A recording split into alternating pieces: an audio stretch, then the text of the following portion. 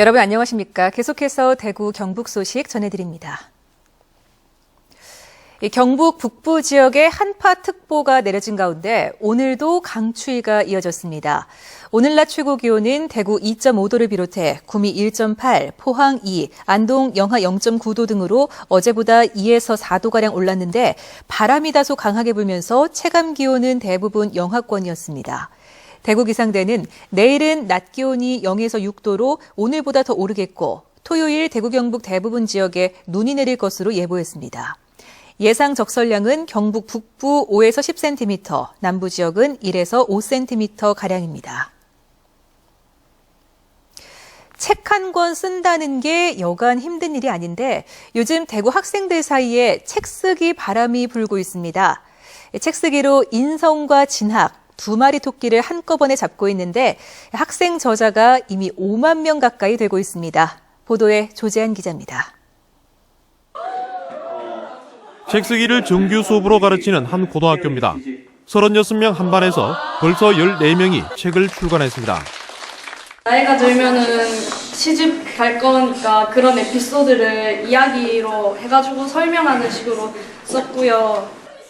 생활에서 일어난 일, 어려서 상처받은 일, 자신의 꿈과 미래에 대해 운문산문으로 자유롭게 엮어냈습니다. 많이 부끄럽기도 하고 새롭기도 했지만 이번 경험을 통해서 내 미래에 대해서 알게 되었고 내 진로에 대해서 한 걸음 더 다가갈 수 있었던 것 같습니다. 책 쓰기는 자기 주도적인 교육 방식일 뿐 아니라 대입 전형에서도 유용하게 활용되고 있습니다. 집필을 하고 소재를 찾고 그거를 완성해서 편집하는 과정까지 가는 하나의 글 한 편이 아닌 자기의 어떤 1학년 때의 삶이 담긴 결과물을 완성하는 과정이라고 생각을 해요. 2009년 시작한 책 쓰기 운동으로 지금까지 4만 5천 명의 학생들이 자신만의 책을 썼고 서점가에 판매되는 책도 120여 권에 이르고 있습니다.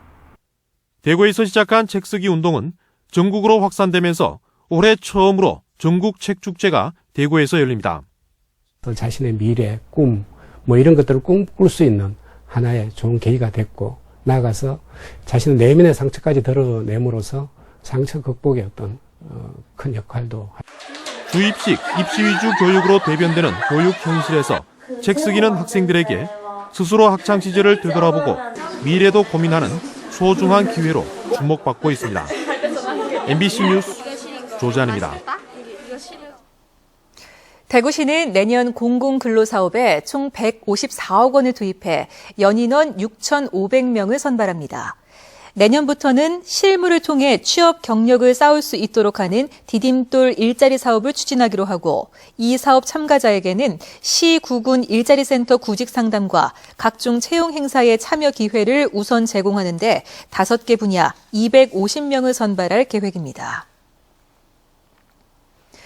구미시는 강변 여과수 활용안이 실효성 가치가 떨어지고 강변 여과수를 활용한다면 구미공단 상류가 아닌 곳에서도 가능하다며 대구시가 구미경실련의 제안으로 받아들인 강변 여과수 활용안을 거부한다고 밝혔습니다. 한편 구미범시민 반대추진위원회는 회원단체 가운데 하나인 구미경실련이 내놓은 제안을 두고 의견 조율을 하지 못하는 등 내홍을 겪고 있는 것으로 알려졌습니다.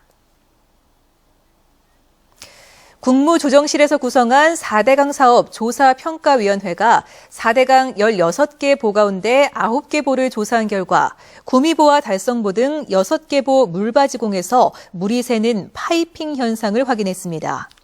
파이핑은 보 위쪽 강물이 보 아래 지반을 뚫고 하류로 흘러가는 현상으로 장기적으로 보가 기우는 등 안전에 위협을 줄 수 있습니다.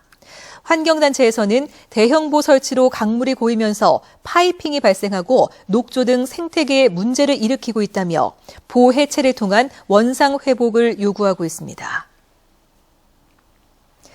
대구시와 우리복지 시민연합에 따르면 대구시 공무원 5명이 달성군에 있는 시립희망원에 친인척을 특혜 채용한 사실이 드러나 3명이 인사위원회에 회부됐습니다. 대구시 조사 결과 복지 관련 부서의 모 과장은 조카가 2년 전 희망원에 채용될 당시 사회복지시설을 지도 감독하는 부서에 근무하며 압력을 행사했고 일부 공무원은 희망원에서 모집 공고를 내지 않았는데도 가족을 취직시켜달라고 청탁한 것으로 드러났습니다. 우리복지시민연합은 오늘 성명서를 내고 대구시 공무원이 집단적이고 조직적으로 보조금을 지원하는 복지시설에 친인척을 특혜 채용한 것은 충격이라며 연루된 공무원들의 엄중 문책을 촉구했습니다. 경북대병원이 파업 22일째에 접어든 가운데 경대병원 경영진은 오늘 기자회견을 열어 노사 간 쟁점인 방만 경영 개선 사항을 지키지 않으면 내년부터 임금을 동결해야 하고 3병원 건립 등의 국고 지원 사업이 모두 중단된다며 노조는 협상 테이블로 돌아오라고 요구했습니다. 노조도 역시 별도의 기자회견을 열어 7곡 분원과 본원 일부과는 의사가 절대적으로 부족해 의사를 주고받는 불법적인 방식으로 환자를 진료하고 있다며 조병채 병원장을 고발하기로 했다고 밝혔습니다. 한국산업단지공단은 구미 국가산업 1단지의 구조 고도화 사업에 신청한 민간 대행사업자 3개 업체를 평가한 결과 공단 내에 체육시설인 빙상장을 짓겠다며 신청한 오리온 전기를 조건부 선정하고 KC와 박림은 탈락시켰다고 밝혔습니다. 지금까지 대구 경북 소식이었습니다. 여러분 고맙습니다.